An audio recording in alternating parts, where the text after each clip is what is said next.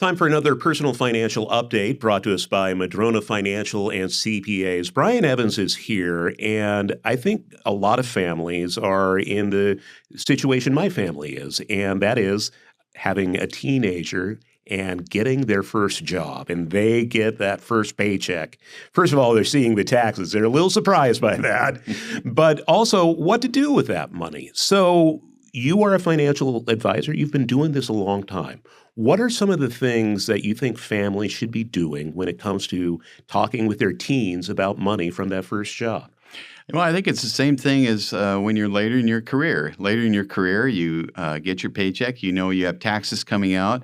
There's money going out in your 401k plan often that's going to be invested for long term. Well, why not start that early? Why not start that with your first paychecks? It's not, oh, gee, I made $100. I'm going to buy a $100 pair of shoes. Well, no. First off, you only have 90 maybe or 80 because of taxes.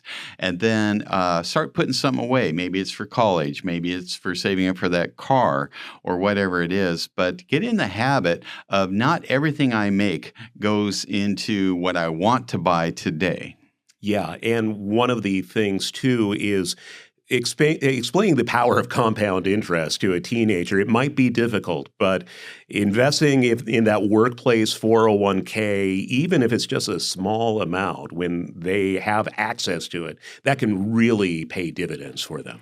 Well, it sure can. And just in my own life, when I started working in public accounting, the Dow, I'm old enough to remember, the Dow was just over 1,000, and now it's over 30,000, and so, or 40,000, whatever it is.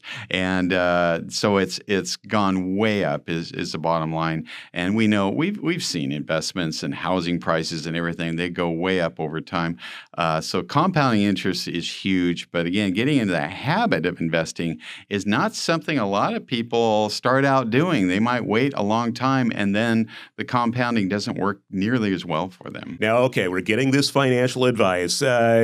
Brian, you are not a guy who's a wet blanket, too. Kids do need to be able to spend a little of the money and enjoy the fruits of their labor, right?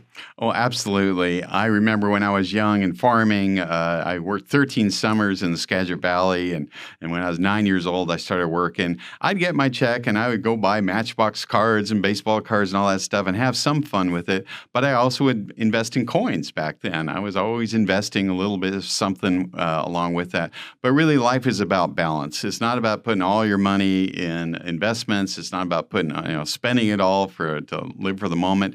It's going to be about a balance. So I think having a balanced approach to your money is super critical, not only when you're young, but when you're older. Okay. And so I guess what you're saying is it is okay for my 17-year-old to maybe occasionally order DoorDash with her finances.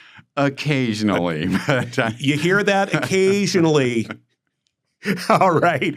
Brian Evans from Madrona Financial and CPAs. Maybe we should get DoorDash after this. What do you think? Absolutely. Sounds great.